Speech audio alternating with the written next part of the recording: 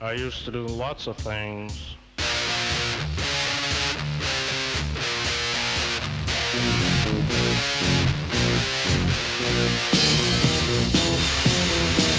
I used to do things and I'd say things and Jesus I was evil.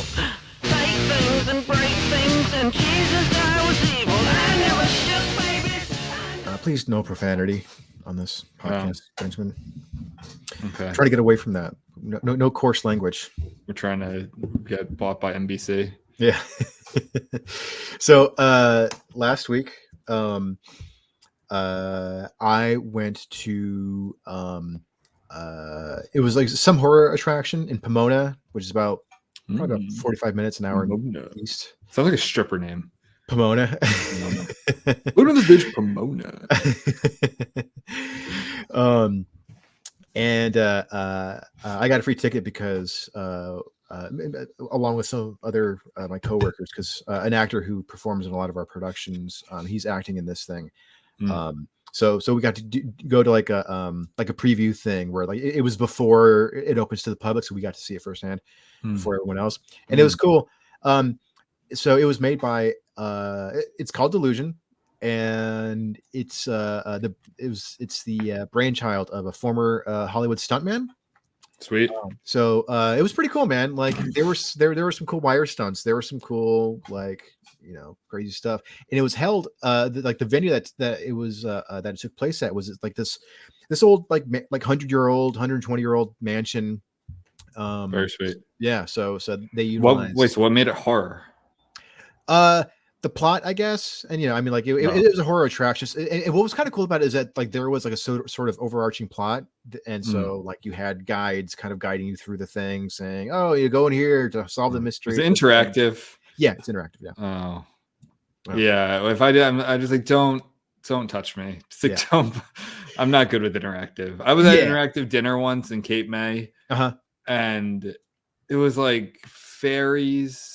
Like a fairy godmother type thing, and kind of like where they're walking around in the aisles. Yeah. And one of them like touched my head while I'm like shoveling salmon into my mouth. I remember, speaking of cursing, I said like, "Oh fuck," and it's like, and they're like, "Oh, you shouldn't swear." I was like, "Well, you snuck up behind me, like."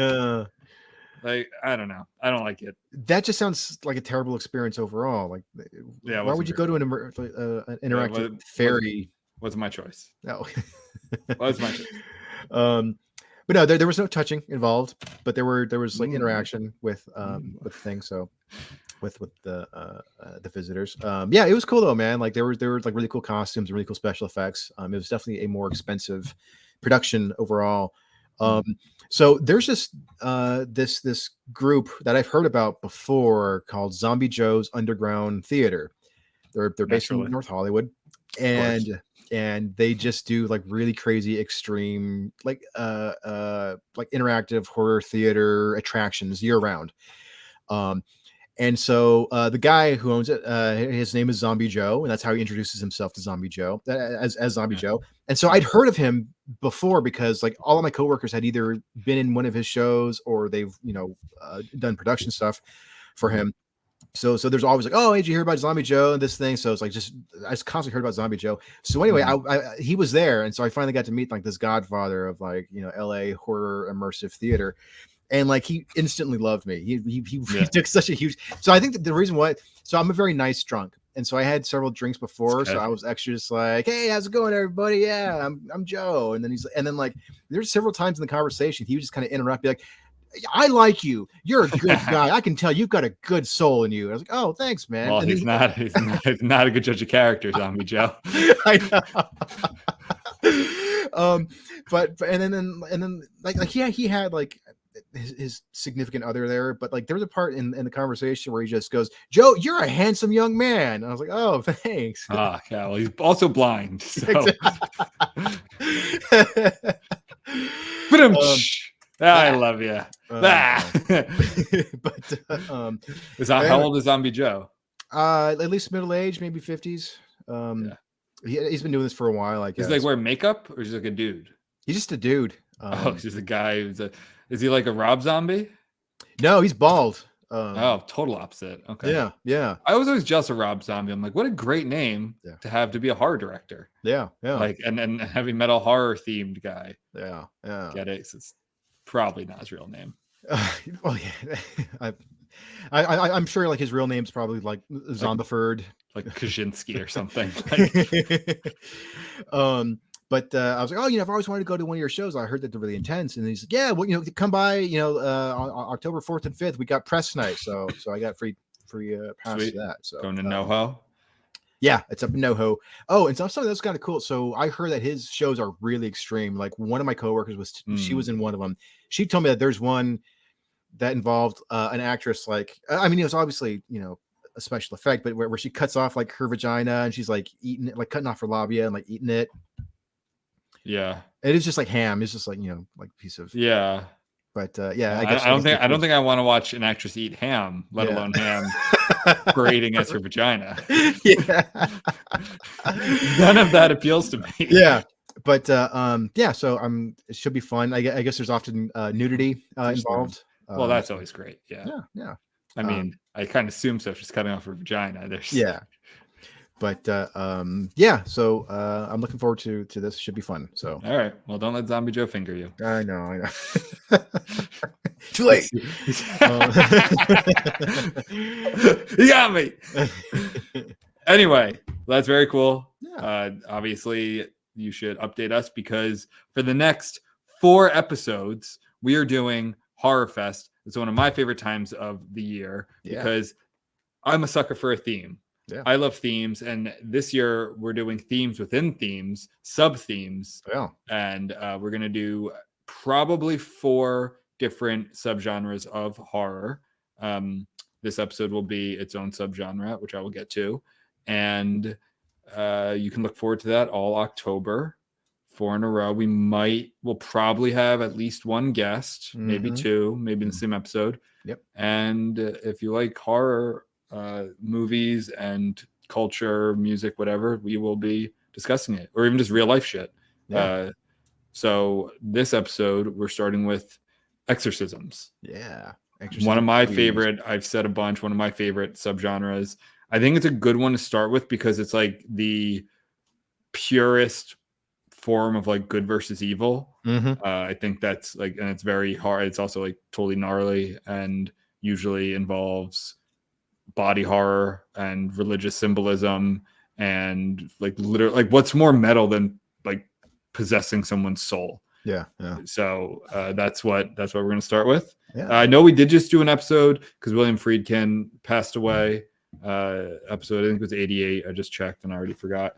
That specifically, we're just talking about The Exorcist, the really the movie, because I haven't read the book yet. Actually, it's on my list. Yeah. And William Peter Blatty, and like specifically that movie. We'll obviously touch on that because that is the cornerstone of this whole subgenre. But I just want to talk about exorcisms in culture and movies. Yeah. And let's get into it. Yeah. So let's talk about The Exorcist. Okay, I'm just kidding. No. Oh no, we can. I mean, it was a few episodes ago. Yeah. So I actually went through. I now have all of my movie reviews. Not the reviews, but the year it is, so I can look it up, and the score next to every movie, so I can quickly go and see what I gave. So I checked all the exorcism movies I've watched over the past like 4 or 5 or 4 years about. And have all their ratings. Exorcist, of course, is my highest at a 95. Yeah, hell yeah. That's extremely high. I fucking love that movie so much. I actually just listened to another podcast about it, so I'm really steeped in exorcism lore right now. And then 2 nights ago, I watched The Pope's Exorcist, which is one of the newer ones, came out this year, starring Russell Crowe, who speaks Italian, kind of weird, but actually passable. And I have a bunch on my list right here that I want to get into. What's your favorite exorcism movie, Joe, that's not The Exorcist? Probably The Taking of Deborah Logan. It's a found footage. Okay, yeah. One. Yeah, that's like the one with the old lady, right? Yeah. And okay, so I didn't. Okay, that's. Hold on, talk about it, and then I'll give mine. Yeah. Now I'm not the biggest fan of exorcism movies, probably because so often they there's but they have a big climactic scene that's just so Yeah.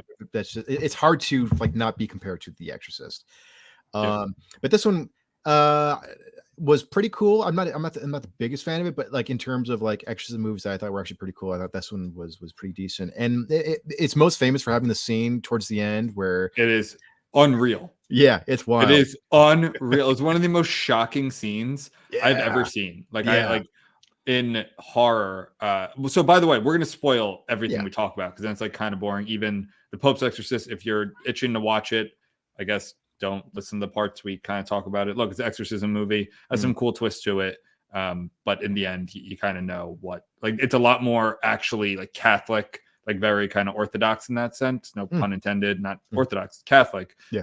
But I'll get into that. But this one, so I did look up, I was just like, I didn't want to miss anything. And I was like, okay, what are the most popular exorcism movies? And that was on there. But is that, I saw that a while ago. Like that's before I was reviewing movies.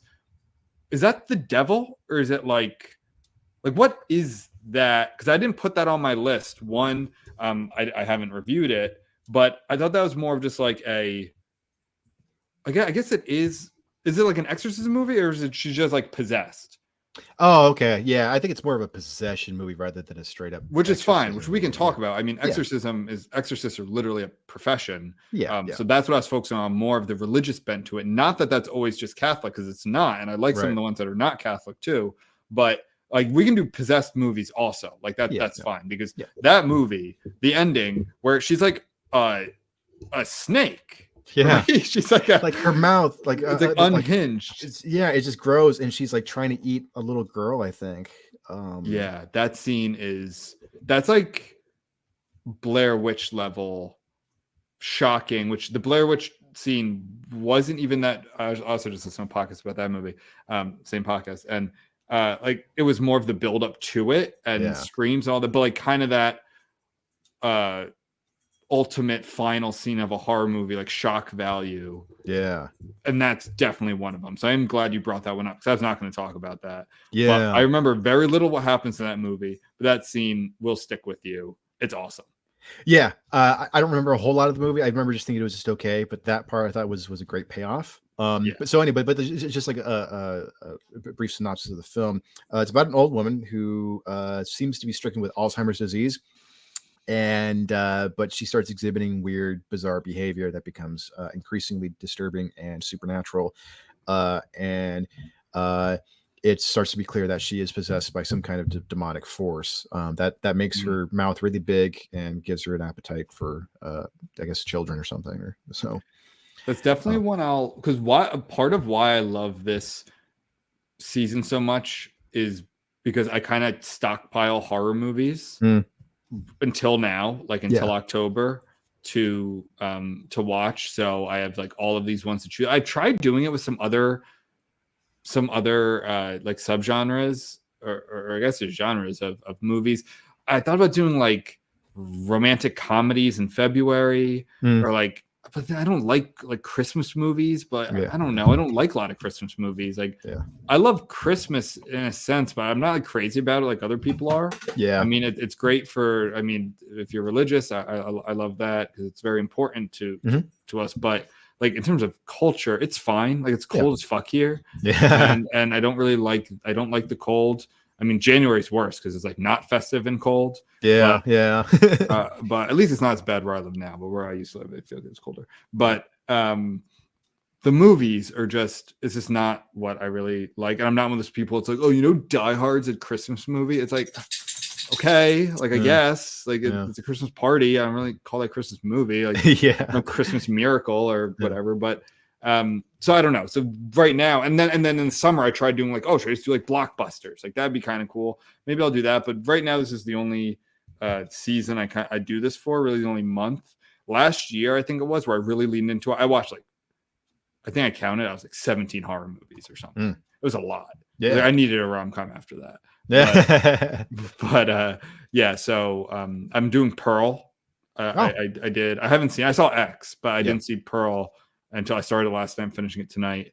But anyway, I'm just very excited about it. I love it. And that's so basically maybe I said all of that to say that the Deborah Logan movie probably won't make it onto this year. Doesn't mean it's the only time I watch horror. I've watched horror throughout the year. I watched Scream over the summer, the new one, but I might go on for next year because that honestly, like, that scene will pop in my head randomly. It's that jarring. Yeah, $1 for the jarring jar. But, so okay, so that's your pick. We can do like possession stuff too. Again, mine are gonna be more like Exorcist style movies. One that I kind of forgot about, but I did give a 91, and I read this is back when I first started. They were much shorter reviews. Like my first year I did them, they're more like 2, 3, 4 sentences. But this movie's called Veronica. It's Spanish, like in Spain, and it is really good. It's one of those movies that they're like, people like couldn't last in the theaters and were like running out and throwing up. Like, it wasn't like that. Like, it was scary, but I gave it a 91. And looking back, there's this awesome scene in that movie where I don't know how the effect is really cool. She's in a bed, like kind of. I think she's like, I think they're like kind of poor.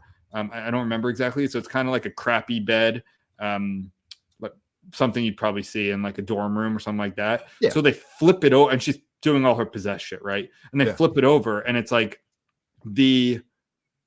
what's that word? Like a daguerreotype type thing, like outline, but of like the devil under her, like, or a demon. I forget it's the devil, because not the vast majority of these actually, it's never like Satan. It's usually a demon. In The Exorcist, is it Satan though? No, it's actually Pazuzu.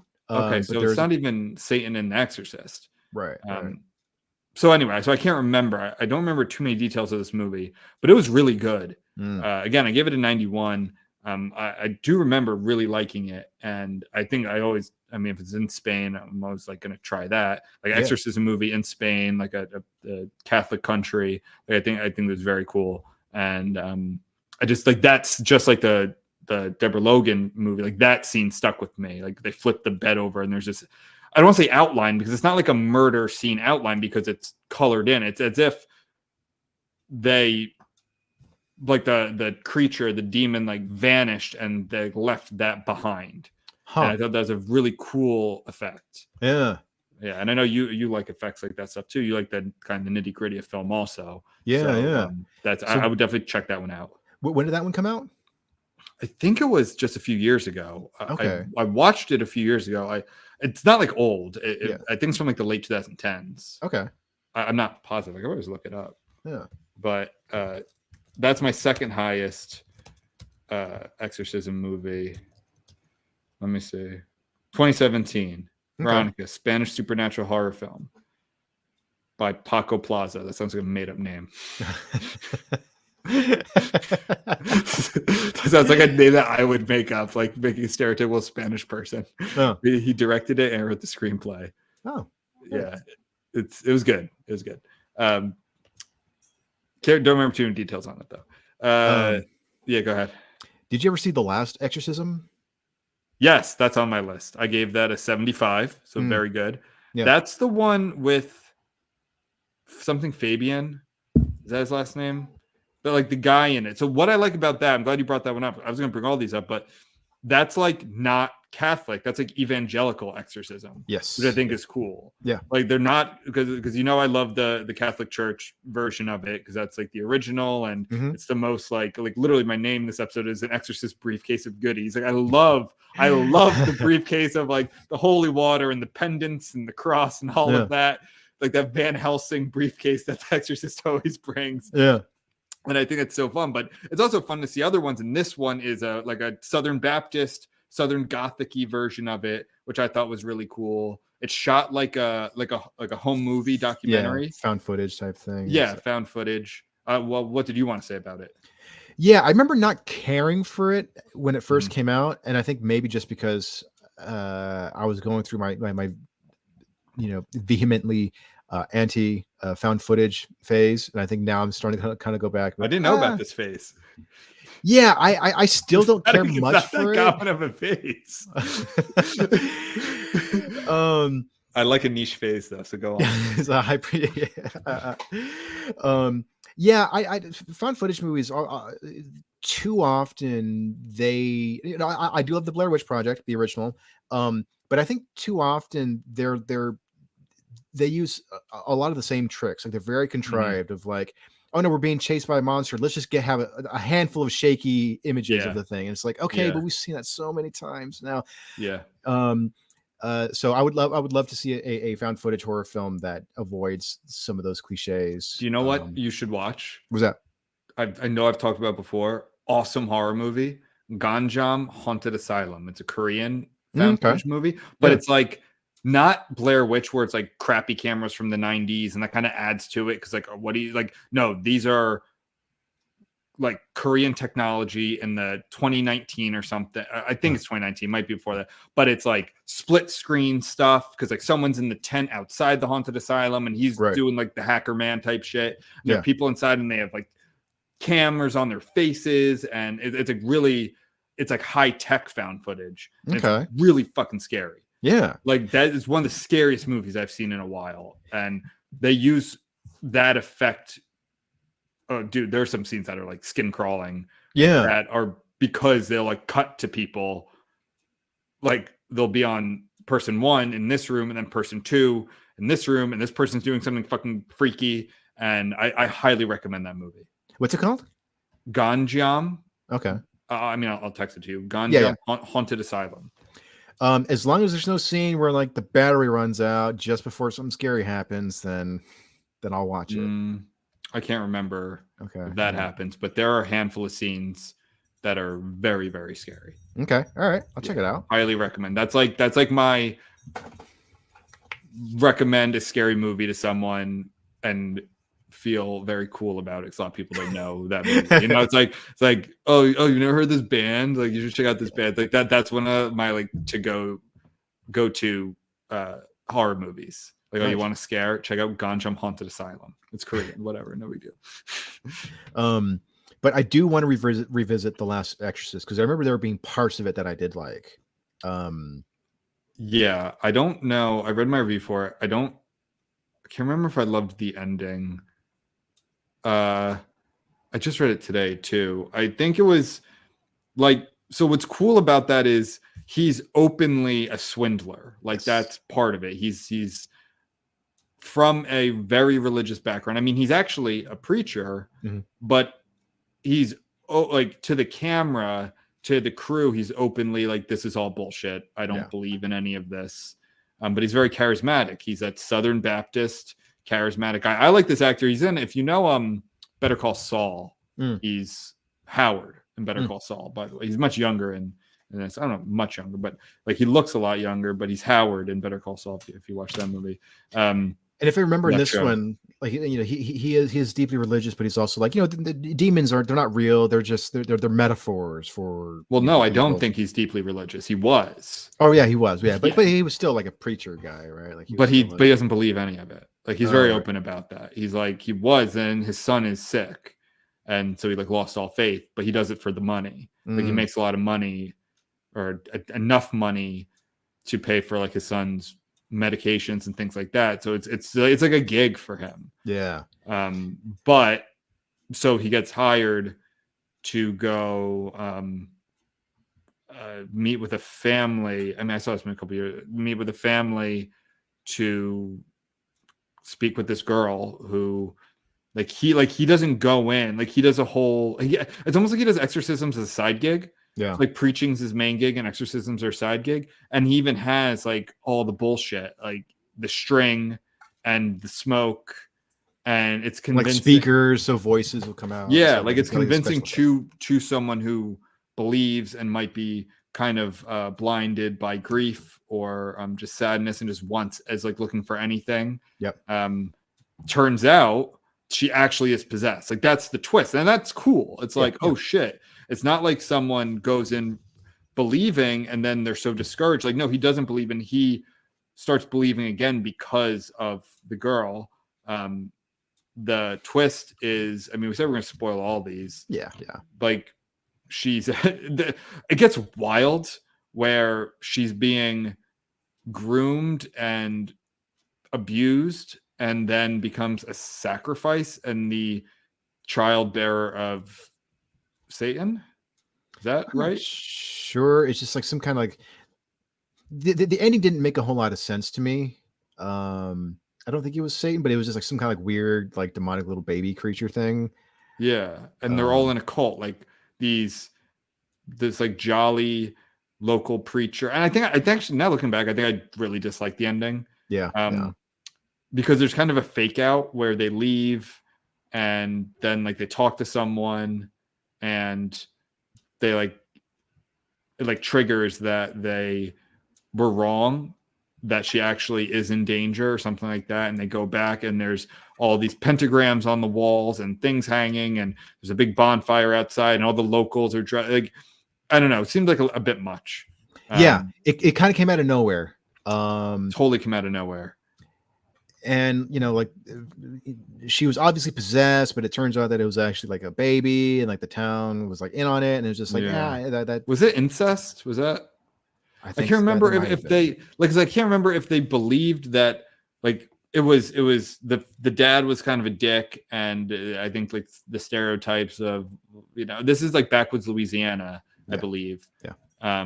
Maybe like northern kind of more evangelical Louisiana, not really like New Orleans or Cajun country area. So like much more Protestant, that Baptist stuff. And I think it's like, oh, well, that was the focus, that it was incestuous. But then I think the twist is like the father was also a victim, like not in on it. I don't know exactly.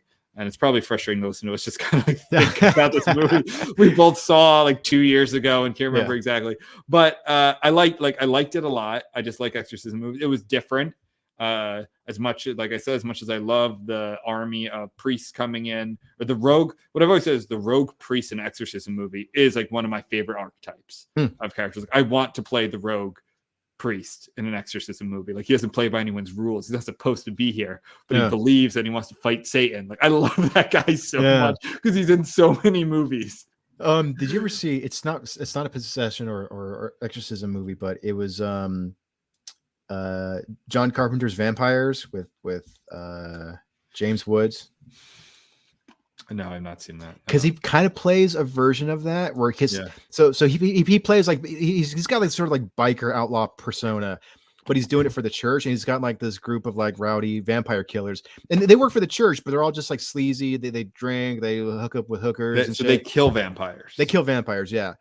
But like they all believe in God, but they're also like, you know, we drink and we hang out in trashy dive bars, and so it's like, but yeah, that like the church hires them to go around killing vampires. That's pretty cool. Yeah, it's John Carpenter. Yeah, so he directed it. Is it good? It's okay. It's definitely not nowhere near as good as most of John Carpenter's better movies. It's just called Vampires. Yeah, Vampires. Okay. But it is a really fun kind of like, you know, kind of vampire road movie with some comedic elements.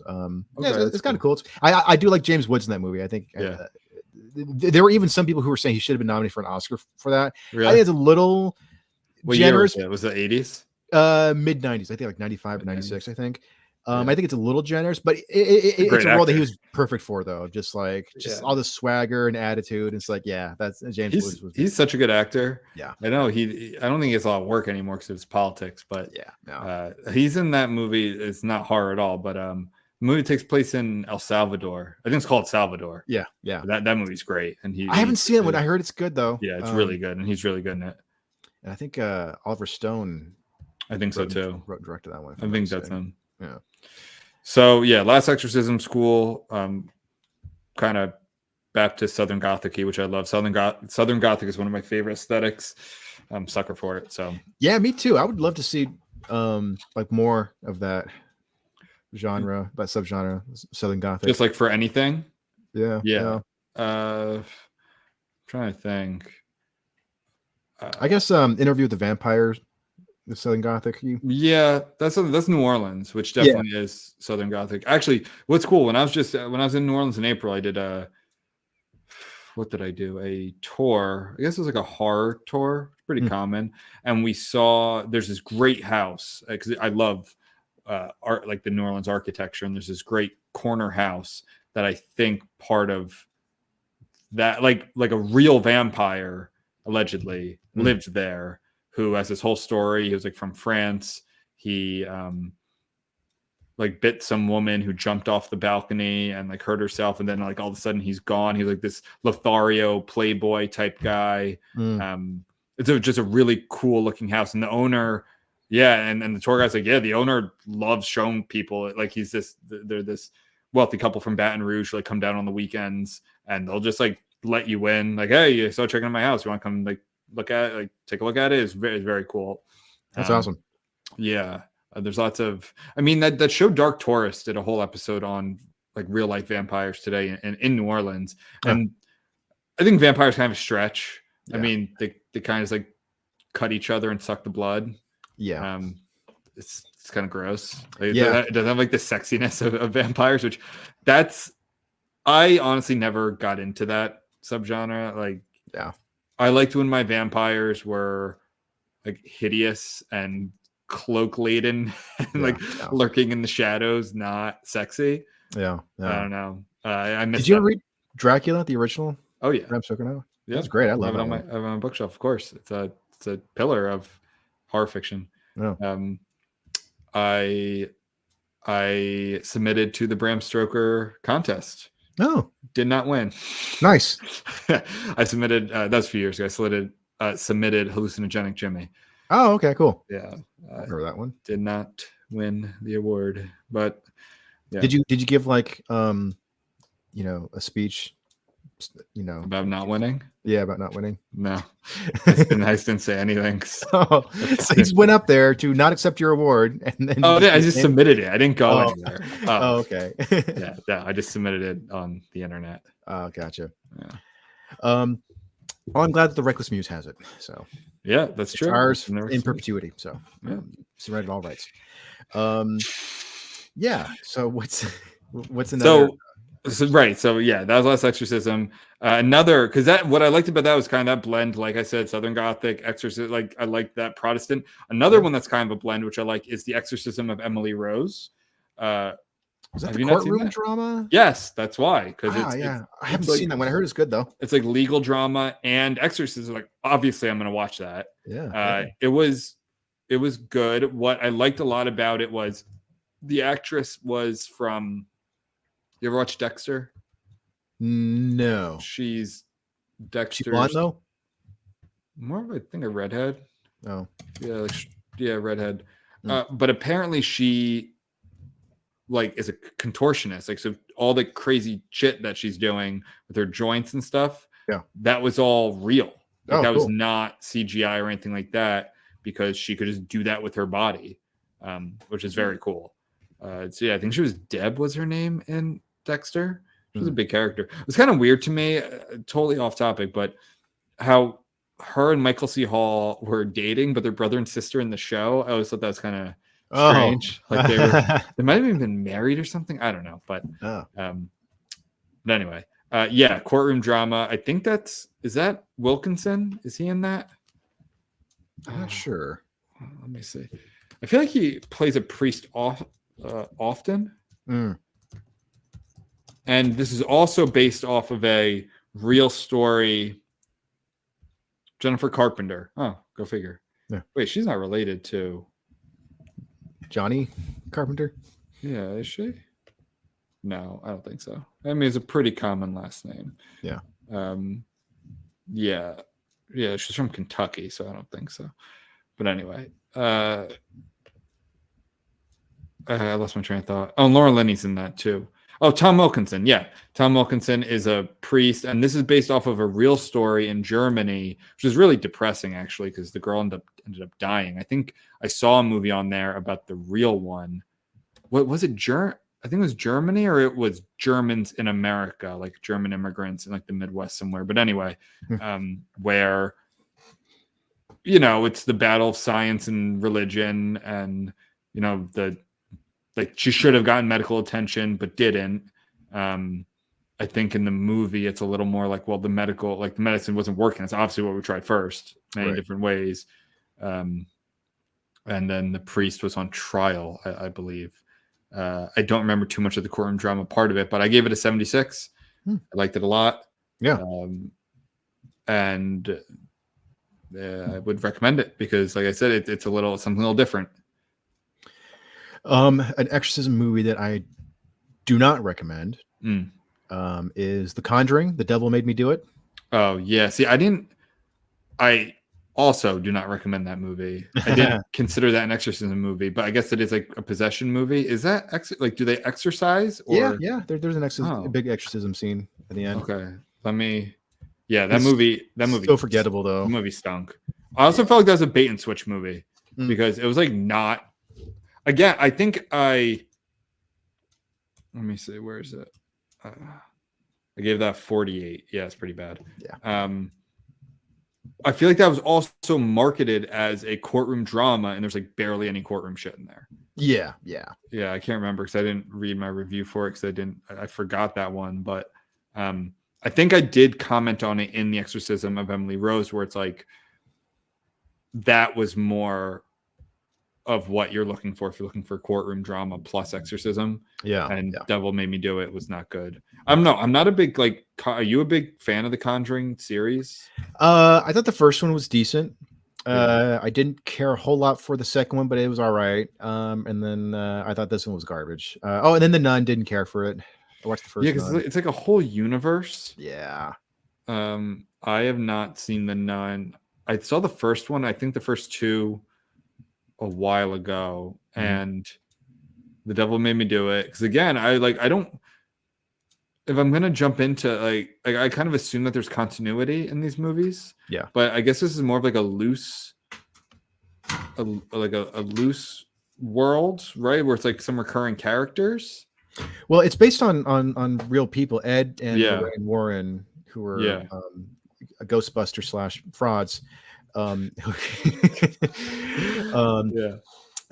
this was I'd heard of this case before, and I actually didn't know that Ed and Lorraine Warren were part of it in real life. So that was that was about the only part that I enjoyed of that movie, which is finding out that fact. Oh, that's interesting. What an interesting coincidence. And then that was kind of like the only thing. They literally use possession as a defense, right? Yeah, I guess so. Yeah. Yeah, I don't, because isn't like La Llorona in this world also? Yeah. And the Nun, I don't know. Sometimes it's kind of the same feeling I have with Marvel. It's like if I'm already out of it, like several I don't know, not episodes, but you know the word I'm looking for. Installments of of something. I'm either gonna start at the beginning or I'm just not gonna bother. Yeah. However, The Devil Made Me Do It was like, oh, I'm a lawyer, I love exorcism shit, and of course I'm gonna throw it on, and it was a big disappointment. Yeah, you don't need to see it. Yeah, I remember there was one stupid scene where some ghostly demonic entity took the form of a big fat guy, a big fat naked guy. Yes, with paler skin. I remember that too. Yeah, what happens? He just kind of appears. I don't know exactly what he was. He was just some kind of weird demon entity thing, but he showed up to kind of throw around one of the protagonists, and that was it. And it just seemed like such a like a placeholder scare, like when you're writing a horror screenplay, something scary is going to happen. Just some demon shows up and does some stuff, and then I'm going to go back and flesh it out later, but they never did. So it's just it's Yeah, exactly. Like a guy who has nothing, no writing, just he looks at it like, nope, we need to add this. Fuck, all right. It's like, okay, no, we need another fight scene in an action movie. It's like, why are those characters fighting? They love each other. Well, the producer started to lose interest. He bankrolled the whole thing. Yeah.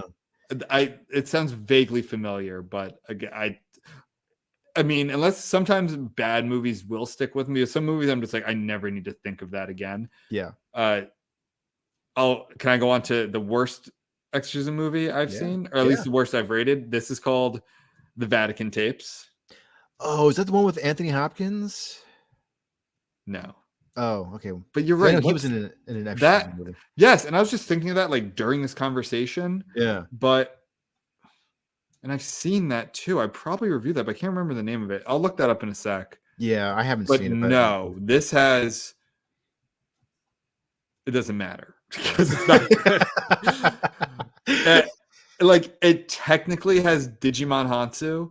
Yes, I know I'm pronouncing his name wrong. I like to call him Digimon Hansu. He's in. Him. He is such a bait and switch. He's in the first scene. You think he's gonna be he's playing a cardinal. Yeah. Okay. So he's at the Vatican. He's in the garb, and I'm like, oh fuck yeah, Digimon Hansu's gonna be an exorcist. Nope, he's in like one scene at the end of the movie. I felt so bamboozled. I gave this movie, by the way, 36. Not only is it an exorcism movie, and like we were saying before, where actually very few of them are Satan. Like it's usually a demon, but not Satan himself, not the Dark Lord. This was the Antichrist. I read my review for it. It had the dumbest reason. Someone actually, if you're a vaccine skeptic, do not watch this movie because this girl gets possessed after she cuts her finger cutting a birthday cake, gets some vaccine, and becomes the Antichrist. I swear to God, I think this is pre-COVID too. Like it is, and the acting is not good. Like that's one of my notes in my review. Is like it felt so awkward, like weird cuts. It was just a dumb, bad movie.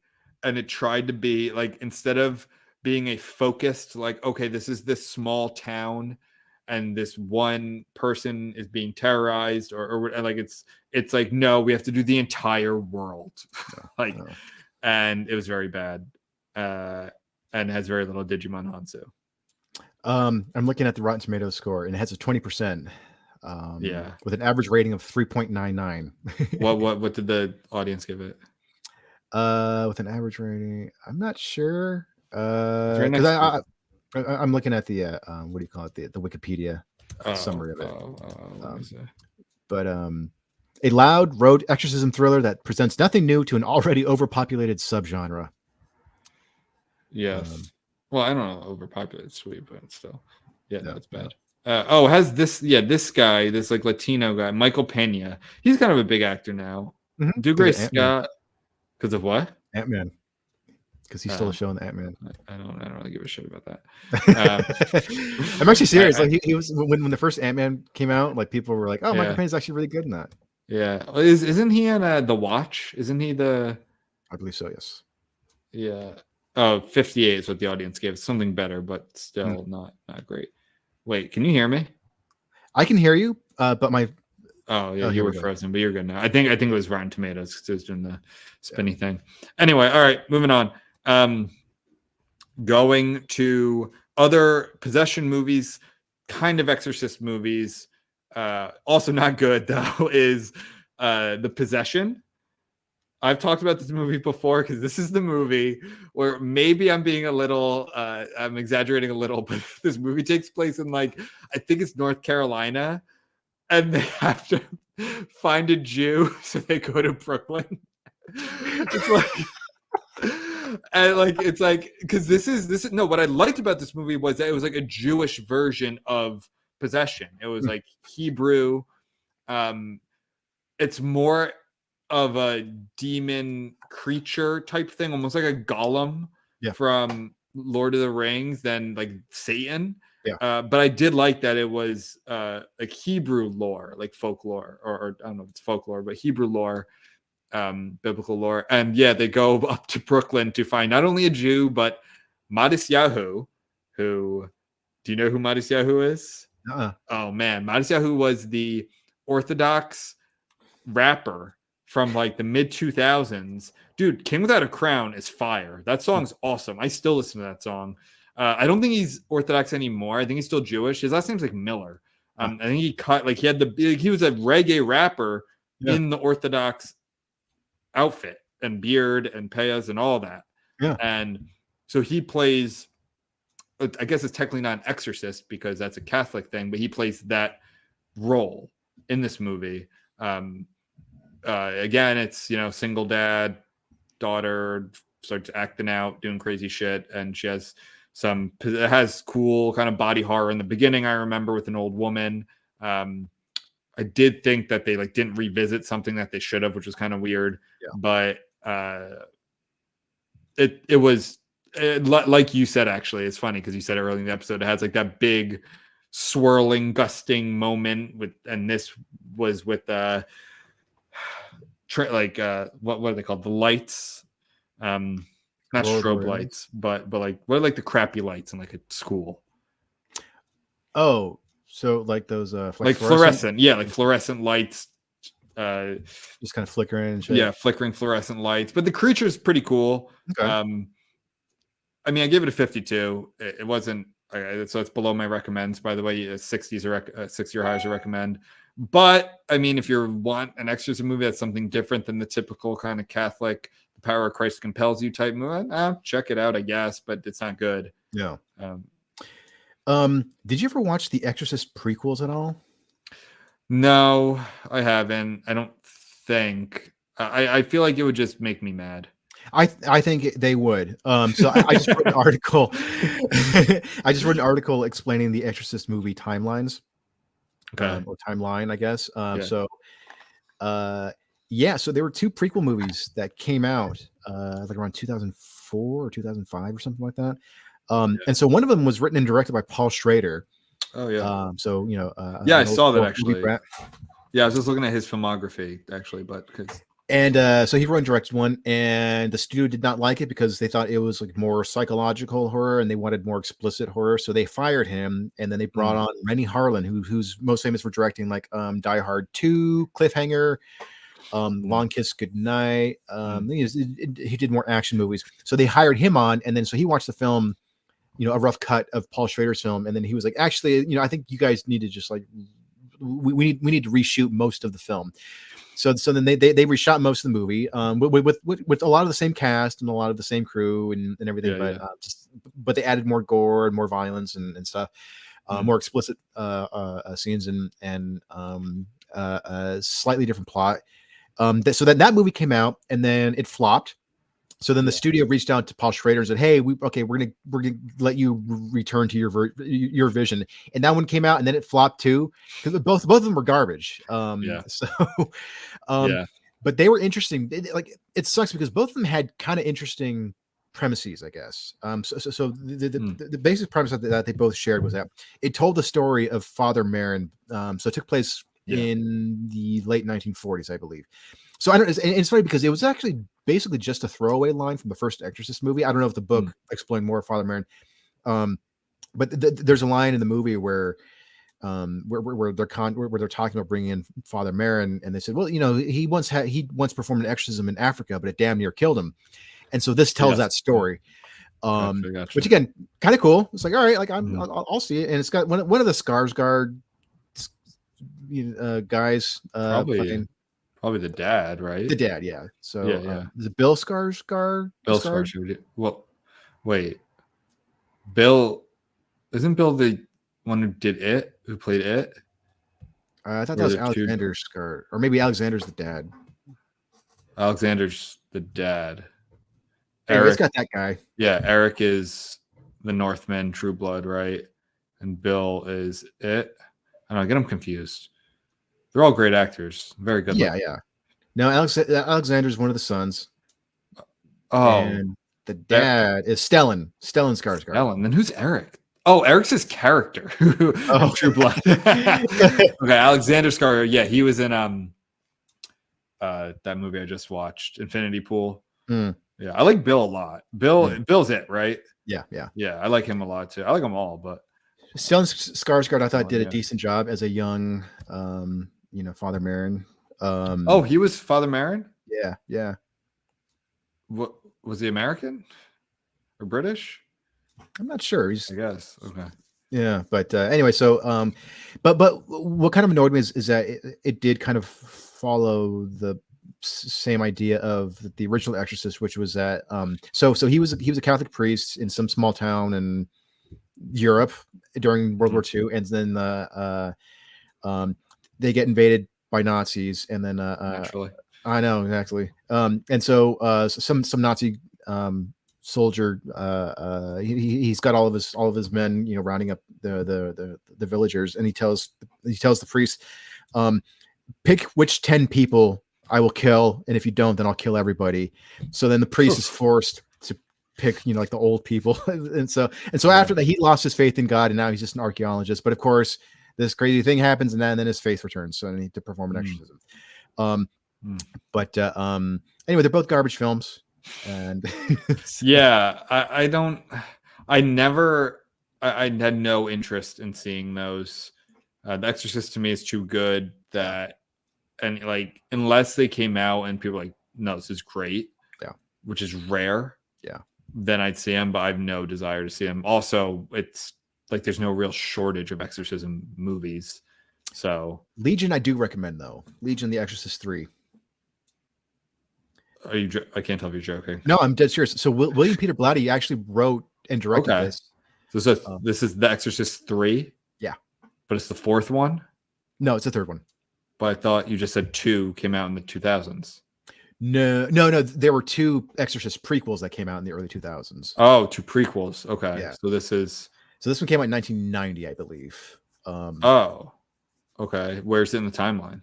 It takes place in present day, 1990, I guess. In the 90s. Yeah. So they do reference the first one. Okay, that's cool. Yeah. It's the only bad part, honestly, is the exorcism scene. Like it felt very forced, and apparently it was, because it was meant to be a little bit more of like a spin-off rather than like a direct sequel. Whereas like it was going to kind of take place that same world, and it was going to have a couple of side characters, and they're dealing with some other supernatural stuff, but it wasn't explicitly like an exorcism movie. But the studio was like, no, there has to be a big climactic scene where a priest comes in, and so like that part feels very forced. I kind of get it. It's kind of what people are coming for, though, right? Yeah. Like we want that. We want that showdown. I mean, I do. It's one of the reasons I come. It's always, almost always a young girl strapped to a bed. The one I just went, Pope's Exorcist was a young boy, usually like a child strapped to a bed, saying horrific things in a voice that's not his or her own. Yeah. Speaking languages they don't speak, taunting, like knowing your darkest secret. Hold on, what's on your shirt? It's got Bach, Beethoven, and Mozart, and it says, I listen to dead people. Oh, that's a good shirt. But is this supposed to be that faint? No, I just worn it a bunch of times. So I was gonna say, I'm like, am I seeing something? Am I seeing a face and just chest right now? Is that Bach in the middle? Yeah. Bach at the top. All right. Anyway, sorry. Yeah. So okay, I'll check that one out. It's Exorcist like 1990, right? Yeah. Sweet. Yeah, I'm getting back to Paul Schrader because I just wrote my review for it's come out in my next update, which will probably be tomorrow or the next day, for Hardcore. So I was like looking at Paul Schrader filmography and stuff. I didn't realize how into religion he got with his movies. I also didn't know he did First Reformed, which I love. That movie is really good with Ethan Hawke. Oh, okay. You don't know it? It's a very good movie. Sounds familiar, but no, I haven't seen it though. Yeah, it came out 2017, 16, 18, that time. Great movie. All right. I loved it. It resonated with me a lot though, because I like because it's kind of like Ethan Hawke's playing. I'll be quick with this. Ethan Hawke's playing like a Dutch Reform. Actually, coincidentally, same with George C. Scott in Hardcore. That same church, like Dutch Reform, very like old church in America, and it has like very few attendants. It was on the Underground Railroad, so it's historical. But Ethan Hawke's kind of losing his faith. He's kind of upset with the world, and then there's I think it's Cedric the Entertainer of all people has like the new kind of fun church, where they like wear microphones and play guitar, and it has all that has all like the funding, and his church is kind of just like Ethan Hawke's church, kind of just like a remnant. It's just kind of there to be historic, but only like a handful of people show up. And he gets like pretty extreme with stuff, and there's like environmentalist angle to it. It gets kind of dark too, but it's good. No, like it's very good. It's a very good movie. I was because they were nominated. Like he was nominated for an Oscar for that, but it's like no one really knows about this movie. Yeah. Huh. And who gets possessed in that one? No, it's not a possession movie. No, sorry, it's not actually this movie. It's Paul Schrader movie. Oh, well, right. So, and then he also did Last Temptation of Christ, which I haven't seen in a very long time. I put on my watch list. Yeah. I don't know if Satan's in that one. Yeah. So because Scorsese directed it. Yeah. Well, Satan is in that one because Satan is everywhere. Yeah, that's right. Speaking of which, The Devil All the Time. Great title.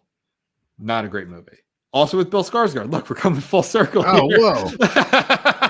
Whoa. I know it's a book too, and that movie is cool because it's like it feels Southern Gothic-y, but it's just Ohio. But I love that aesthetic, kind of Bible thumping white trash. I like it. I'm a sucker for it. And then I think it's gonna be Southern Gothic. It's like, oh, it's in Ohio. Did you know that Linda Blair was in an Exorcist parody movie where she plays a girl getting possessed? I kind of wish I didn't know that. I know. Well, it impresses me. Like she needed the money. I know. Yeah, I feel bad for Linda Blair that she didn't have much of a career after The Exorcist. But it was one of those Leslie Nielsen parody movies. So he plays the main priest guy in that one. And the movie. Guess what the movie's called? I don't know what. Repossessed. Oh God. I bet you anything, like a studio executive came up was like, oh, well, here's a clever title, and then here's a clever premise. Get Linda Blair in it. I bet it came out like 1984 or something, didn't it? In 1990. So it was right when Leslie Nielsen was making a name for himself in that sort like of Airplane and stuff. Yeah, exactly. I do like the Airplane movies; those are good. Yeah. But no, I don't want to see Repossessed. Linda Blair, she wasn't in anything else really. Like she was in Exorcist 2. She was in some women in prison exploitation flick.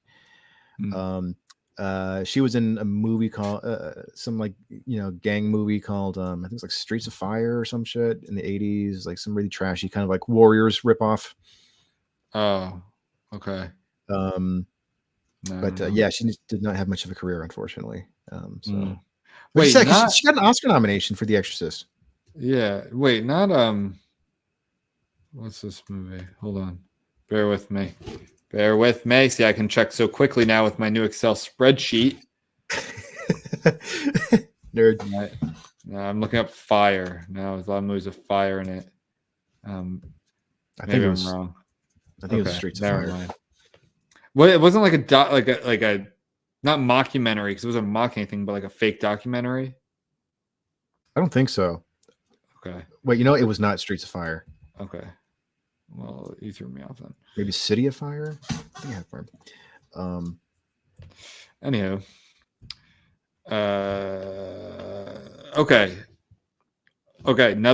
So this movie I didn't. So one, I can't believe I haven't reviewed it yet because I love this movie. I've seen it probably 3 times. It's definitely more of a zombie movie. So if we do a zombie subgenre episode, we should talk about it. But there's a Exorcist element to it, which is kind of a spoiler. Sorry, but it's not a new movie. It's called Rec, R-E-C.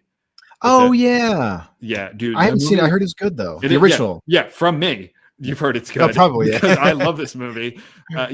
So the remake is Quarantine, which is not nearly as good. I'm not just saying that to sound like cool. Like, no, you should watch the European version. Like, no, watch the foreign film. No, Rec is really, really good. It's also, I guess it's found, like, I don't know if found footage is the right term, but it's like handheld. Okay. So it's this girl who is, she's doing like a puff piece of the Barcelona fire department, just like not puff piece, but just like kind of riding along with them, doing, house calls, all that. And then there's this call to an apartment building in Barcelona. And so they go, she just kind of shows up like, hey, here we are. And she's, real friendly. And people start biting each other and going nuts. And they literally quarantine the building, like military on the outside. If you try and leave, they will shoot you. So it's, people are getting infected one by one, and it's very claustrophobic because it's the camera guy. Like the whole movie shot through the camera guy of her news channel,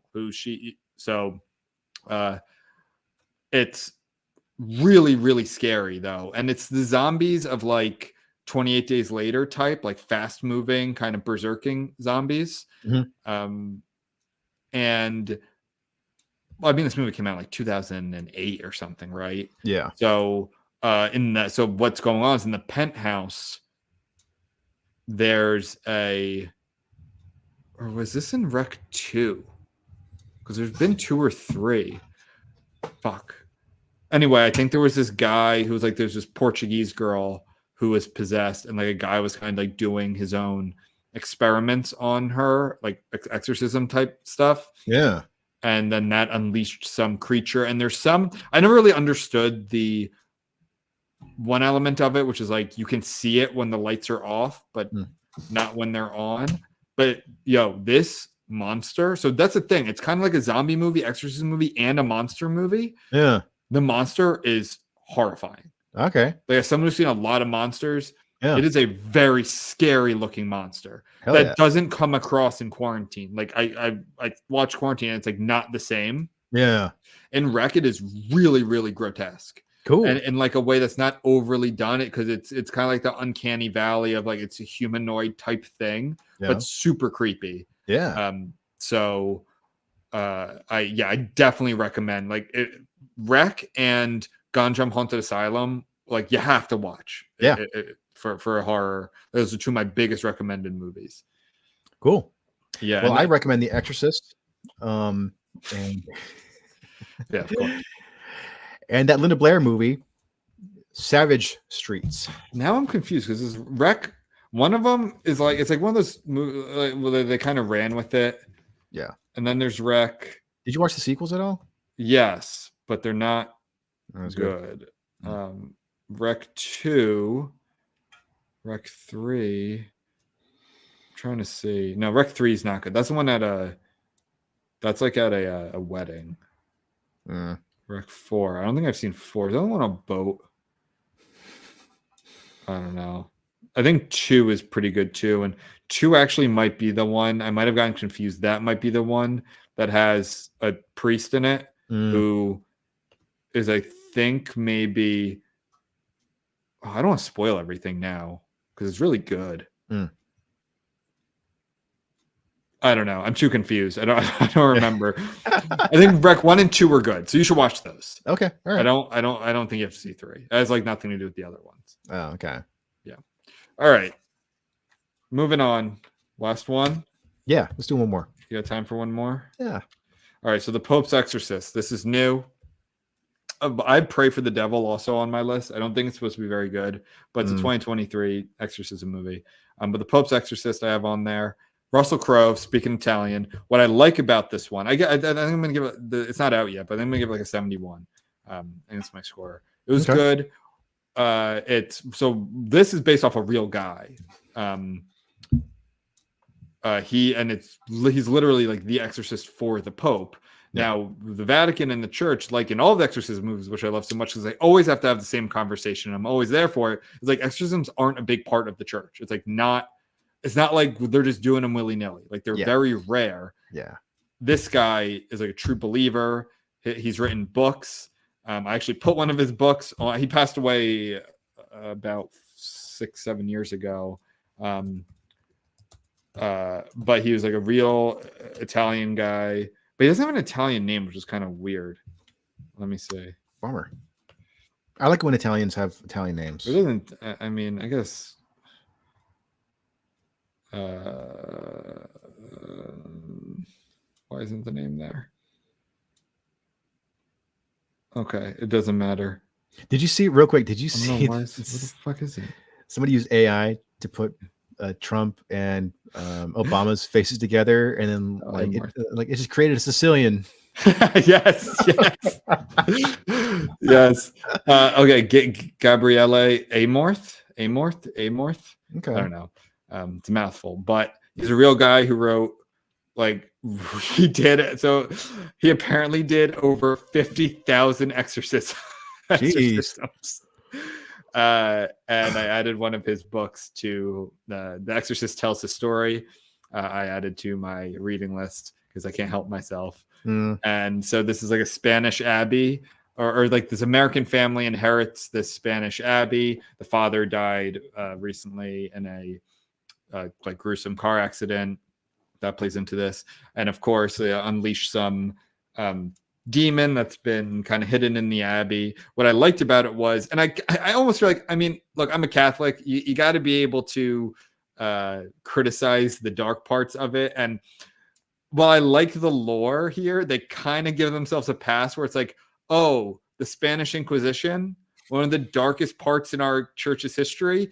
that was actually the devil. It was like, so because this was in Spain. I mean, like it starts in Italy, but he goes to Spain, and it's like, oh, these demons like possessed all of these priests who were running the Spanish Inquisition. Yeah. I'm like, yeah, or it was like an egregious abuse of power and really sick. But I like the lore. I like the spin there, which was kind of cool. But it has the typical, young child possessed, doing gross stuff, body contortionist shit. It was okay. It was pretty good. I liked more of honestly, dude. So at the end of this movie, so basically, I'm gonna spoil it. Like, this was one of 200 demons, right? So it's like, look, we got one. Yeah. We got 199 more to go.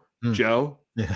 I swear to fucking God, I thought the end of this movie, it was going to be like a heist movie getting the gang together. Yeah. They were going to start gathering like all of that. I was so ready for it. Yeah. I thought it was going to be like, and we're going to get this exorcist from Nigeria and this exorcist from Brazil, and this one from Sweden. And it's going to be this like A-team of exorcists to go around the world, stopping 199 more demons.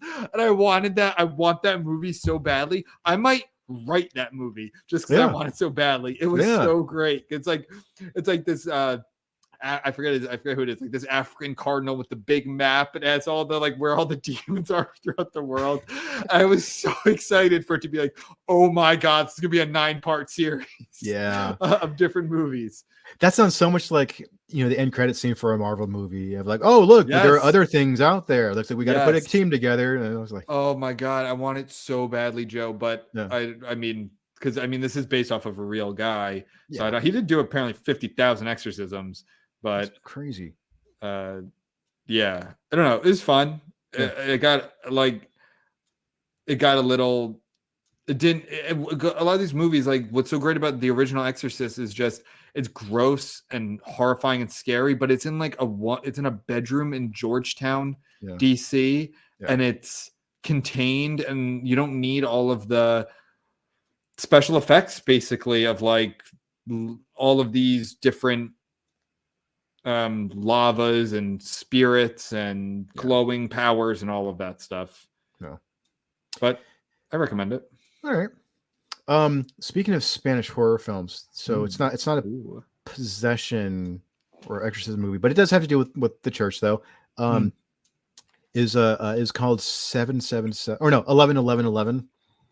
I don't know. And it's one of the worst movies I've ever seen in my life. It was so it was a garbage movie, and so like it kind of deals with numerology. Like this guy, like he's getting over like the death of his wife, and he's still like in grief, and he's going like the support group, and he it's just so many things revolve around the number 7. Like his wife died at 7 a.m. on the 7th. Not 11. Or sorry, 11. I'm thinking of 7-Eleven right now. But hold on. Can I just stop you real quick? By the way, I started. I didn't start a new job. I just transferred. So I'm in Atlantic City now, and right next to my office, there's on the corner. There's a bodega that's called 411. It's like are you only open 4 days a week? Like that's what the 7 and 7-Eleven is. It's open 7 days a week. Yeah, like that's not a good marketing strategy. But anyway, I thought it was very funny. 11. So like his wife died at 11/11 on the 11th of November. That whole thing. So he keeps noticing all these things, and so this is a white guy living in the U.S. and then he gets like he meets up with his brother, his estranged brother, who's also white, but he's living in Spain. And so here's the thing: I have nothing against Spain, and I have nothing against movies that are shot or take place in Spain. My problem with this movie, as well as several other horror movies that American produced horror movies that took place in Spain, is that I think it's really cheap to shoot a movie in Spain. So like, oh, let's just set the movie in Spain for some reason, and then like it has, and it's like you didn't even like you didn't explore Spanish culture. Like you didn't go to any interesting landmarks. It was just sort of like, let's just shoot at some regular generic looking city in Spain because it just felt so contrived. Does it tell you it's in Spain? They do. They say it's in Spain, but he's like a super white guy who can barely speak Spanish, but he runs like a little church and this and that. And there's no plot, no narrative reason for this to take place in Spain other than the tax break. Gotcha. But it was a garbage movie, and so like the main guy, like he sees, he's telling his priest brother, like, I keep, all these crazy things happen around 11, and the number. Can you give me some advice? He goes, oh, you're seeing things where they're not there, and this and that. And then he keeps seeing like visions of like these demonic creatures, and the twist, I'm going to spoil it. Oh boy! But the big twist was that these demonic, fucked up looking entities that he keeps seeing, they're actually angels that are like warning him. Yep. And so it's like, oh, come on. Like, what a stupid cop out of an ending. Warning him of what? I don't know, bad stuff that's going to happen at 11 p.m. or something. I don't know. But it was just, it's like, oh, those evil monsters. Oh, they're actually angels. Yeah. It was, God, it was so stupid. Well, it's actually, it's funny you say that, because I watched the new Bird Box too, which is Bird Box Barcelona. Whoa. And I was afraid it was just going to be like Bird Box, but in Spain. That being said, like I forgot what I think I gave this movie like a 57 or 58 or so. Like, it's not very good. They try and, like, Bird Box, the first one was kind of a phenomenon and it was fun and different. This one, they try and do like too much lore and add a religious element to it. That's part of it. It's like, no, these are actually angels that are like bringing your soul to heaven, and that's why you have to kill yourself. And there's a cool twist like right in the beginning that I'm like, oh, this could be interesting, and then it's just like not very good. Honestly, as an ending scene, that's like something you'd see in 80s action movie. It's like, this is not fit here at all. Don't really recommend that. Hold on, I'm trying to look up this movie 11-11-11. Yeah Came out in 2011. Did it actually? No, yeah, it did. Yeah, it says 2018. Oh, it's 11-11. I don't know. 11-11-11. 2011. I think Darren Bousman. Okay, I don't care enough. Yeah, I give up. All right. Well, is there anything you want to discuss in this episode?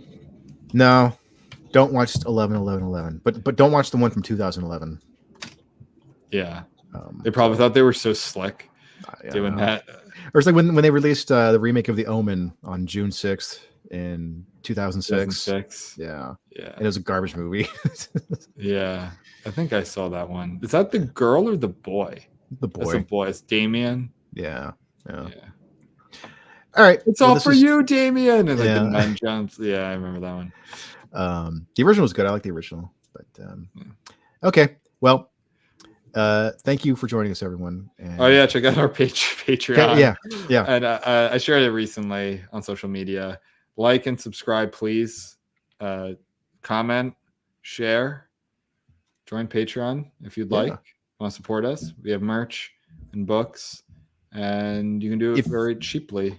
Yeah, and if you have ideas for other, horror subgenres you want us to cover in, during October, let us know. Chime in the comments. And also, just in general, if there are like topics that you want us to talk about, we'd love to. Unless we don't, in which case we won't. Yeah, and we'll just tell you, try again next time. Yeah, exactly. Win-win. Win-win. All right. Hey, Ben, do you like haunted attractions? Do you like doing that sort of shit at all? Or do they even have those on the East Coast? Oh yeah, dude. Haunted hayrides are a huge thing. Oh yeah, that's right. Yeah. Cool. Why? Do you like doing that shit? Kind of. I don't want anyone to. I don't want to sign a waiver. Okay. If I sign a waiver, I'm out. Yeah. Okay. Gotcha. Well, you're a lawyer, so you actually read the fine print. Yeah. How about you sign a waiver? Because if you scare me, I punch you in the face. Then you should have a waiver signed. How about that, Mr. Scarecrow? That's coming to life, man. And trying to finger me. Yeah. So get out of there. You get out of there. Get out of there. All right. Well, happy Reckless Spooky Cast. Yep. Happy Horror Fest. Yeah. One of my favorite times of year. Yeah. All right. Stay reckless. Bye, everybody. Stay spooky. Fight the crits with fingies.